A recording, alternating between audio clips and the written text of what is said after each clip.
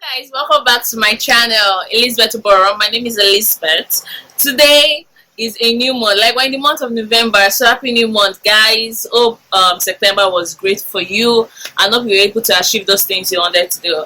Now, if you're new to this channel, welcome. This channel is all about self-development and getting over the odds of the past and pursuing those dreams you want to get and just being a better person overall.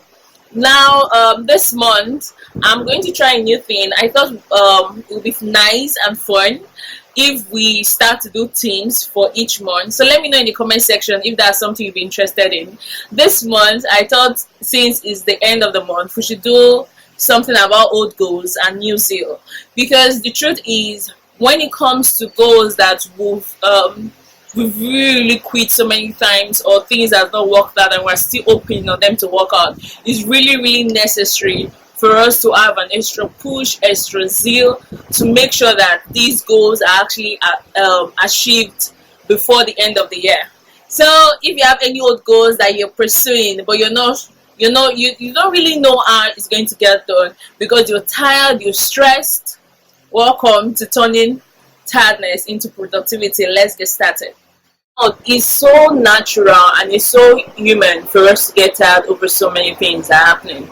Especially, well, like me, if there are some things I've been trying to get done over years and now I've forgotten the reason why I started them, or I'm really tired because they're taking too long to complete. There are so many reasons why it's natural for us to get tired about getting some things done.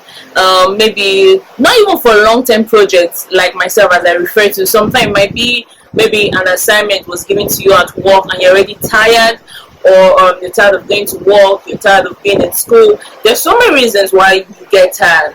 But now this month, because it's the end of the year, we just have I think a month to go before the end of the year, so it's really necessary that we actually, those old goals, we're not carrying them into next year and making them into next year goals. If it's possible for you to get started as much as possible this year, and if it's the kind of project that it might fall into next year, then you know that, okay, I've laid the groundwork and getting started. Sorry, my head tripped up, I don't know what's happening. So it's really necessary for you to know that for short-term goals, for long-term goals, today we're going to be talking about how to turn that tiredness into productivity and actually get much done. I'm going to be listening to so many things. I'm going to listen, I think, up to 8 or 9. And you don't really have to employ all of this into your life at once, because trust me, it's just going to compound on tiredness. But if you see one or two that you know that is your person, you'll be able to work on that, and you're able to make sure that, okay, doing that will work for you, then I think you should try that. Okay, I think number one is to just get started. There's nothing like just getting started. Now, Dr. John Bargh, Bargh, he said that there's a psychological phenomenon that when you're about to start something productive, your brain thinks of things that require less energy and less stress, and it's going to make you think of focusing on those things rather than those things that are actually productive. Like in the morning, if you're the kind of person that you have to wake up to do your exercises and all of that, it's really possible that your mind will, especially if the weather is cold or if you're not really feeling it, your mind will be like, oh, why about you focus on resting a little bit more? I'm so sorry, my light, it keeps stripping off. We want you to focus on maybe staying in bed for a few extra minutes than actually getting up to do this exercise. So one of the most things he advised, that when you want to start on any assignment, the best thing, even if you're tired, the best way of turning that tiredness into productivity is for you to simply just get started. And if it's an assignment you need to get done, a class you need to attend, a presentation you have to make, no matter how much you get no matter how much you're tired, the thing is, once you get started, there's a new zeal, because you're going to enjoy what you're doing. You're going to become more curious about what you're doing, and it's just going to help you get more invested in it, and then you forget about you being tired and you'll be more interested, more tuned into what you're doing.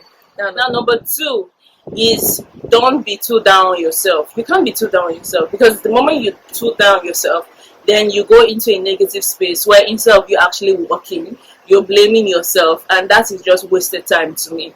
Now you need to learn how to be go easy on yourself. You need to learn how to forgive yourself even when you have shortcomings. It's really, really natural for you to want to beat yourself up that, oh, look at what I'm doing, and if I had gotten it done sooner, I wouldn't be doing this right now. But it's okay. Now is the time for you to get it done. And the thing about being too down on yourself is that there's actually a psychological reason for it. Now, the psychological reason is termed zeigarnik effect. I'm going to spell it alright. Zeigarnik effect. And what that means is a psychological phenomenon where we tend to remember those assignments and those goals that are left uncompleted versus the ones we completed. And it's true. Like when it comes to goals that you've never completed, your brain tends to remember that more often than those things that are completed. And I think that's why we tend to get down on ourselves really, really, really fast, because our mind, our consciousness is really focused on those things we've not gotten done yet. Number 3, you need to make a new action list that fits with where you are right now. Now I'm going to draw a table and I'm going to display it on the screen so you can see it. Now you need a time plan, a action time plan. That's what I call it. I call it ATP. You need an action time plan. An action time plan is going to tell you the day of the week. It's going to tell you the name of the goal, the time you should do the goal, the knowledge you need to require to do the goal, to make that goal actionable. Now, you need something like that, and you also need to be able to employ it. When you have an action time goal, it's going to register in your consciousness, oh, this is what I need to read, or these are the information I need to get, or these are the people I need to speak to get this goal done. And it's really, really going to focus your effort, and it's really, really going to give this smooth jazz vibe to your goal, and it's really, really going to help you out. So if you're in school, you're working, you have a personal goal that you want to meet, make sure you have the ATP. And trust me, ATP really, really works, because it just, instead of you just wasting time on get this information, go back, do a plan, it really, really plans everything out for you to go. Now the third thing is you need to give yourself a little time to plan and to acquire the knowledge that you need. And it's really, really true. Now you've made the ATP, the next thing is you need to give yourself enough time. Now I know that it's the end of the year, but remember what I said earlier. I said it's better for you to get started than for you to take all the work of getting that new goal done into next year. Now, just get started with something. Give yourself enough time. If you need to acquire certain knowledge, you need to speak to certain people to get this work done. Make sure you actually do that. Make sure you're talking to people. Make sure you give yourself enough time and you're not rushing through things. Because the moment you start to rush through things, you start to make more mistakes, and it really just put a dampers on things, and it makes you get more down yourself, makes you leave the goal uncompleted. So give yourself enough time to get this done. I wrote something here and I said, okay, yes, Charles Duhigg, a reporter of New York Times and author of Power of Habit, Why we do what we do in life and business. Now, I love this man. Like, when I started researching for this and I saw him, I actually read the report he did with the New York Times, and I became really, really fascinated. And I tried doing what he advised, and it actually worked. Okay, now he was talking about now Power of Habit, why we do what we do in life and in business. And I realized that it's really, if you use this technique, you can actually turn the tiredness into productivity. Yes, he said now, for every negative habit you have, or for anything you want to work and you want to turn that into a resultant effect, that is, you want something to happen from what you've done. And he said you can't just change overnight. You can't just change like that. There are some certain things you need to notice about that, and then when you notice those things, it's very, very easy for you to do. Okay, let me give you an example.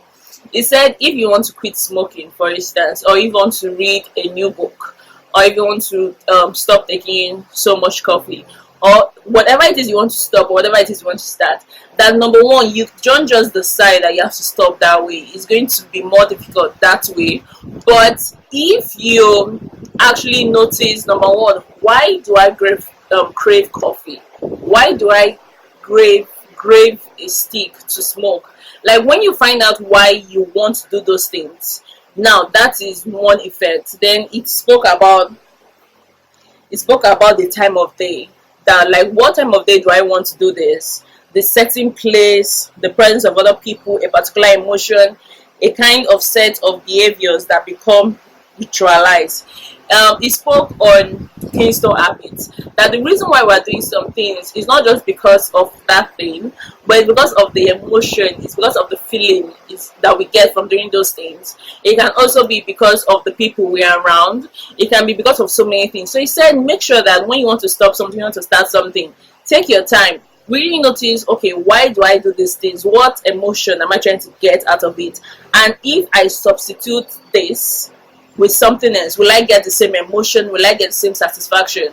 And if you're able to get something very close to that emotion, or close to that satisfaction you get, then it becomes really, really easy for us to make the swap. And I tried it, guys. It's something I've really, really wanted to stop, and I couldn't.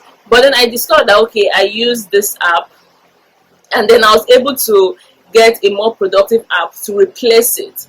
And I just discovered that with time, my mind didn't even go there anymore, because I replaced the emotion, I replaced the satisfaction. So now I'm getting the same joy, the same satisfaction, and I'm not getting down on myself over it. So it really, really works. And also it says some habits have a disproportional influence. When a keystone habit starts changing, it seems to set up a chain reaction that changes other habits. And one of the examples he gave for a keystone habit is exercise. He said, when you want to break an habit that is, or when you want to start a new goal that is so huge, that one of the things you should think of starting is exercise. That people that are able to exercise, I think it's found that they're actually more productive than people that don't exercise. Even if they do 2 minutes a day, like conscious exercise is something you do consciously. Now, when you do it consciously, you discover that, okay, you're able to get some other things done, because exercise is one of the, I think, the hardest things for us as a people, even for me. Like exercise is one of the things that is really, really hard for you to do, and it's hard for you to keep on doing them. So he really, really spoke about it. I think you should get his book. This is an ad, guys. I read it and I loved it.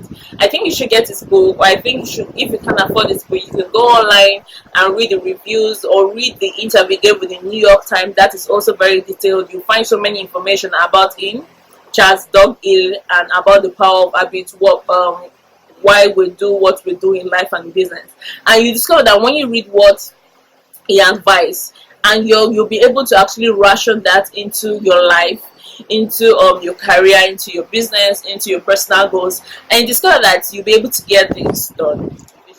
Thank you, guys. Really so nice talking to you guys. And I don't know if you know this already, because I posted it in my previous video, that I'm going to be posting every single day, guys. Like this November, I'm going to be posting every single day.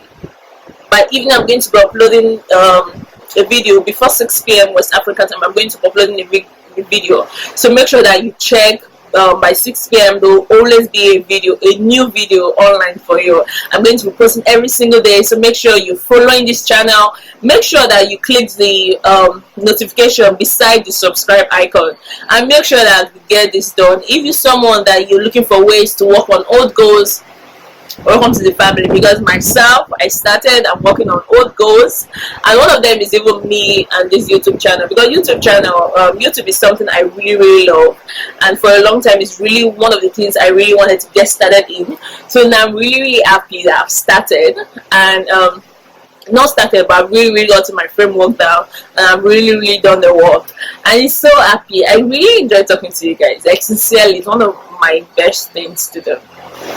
Okay, guys, make sure you subscribe, and I don't want to go, so watch the next video.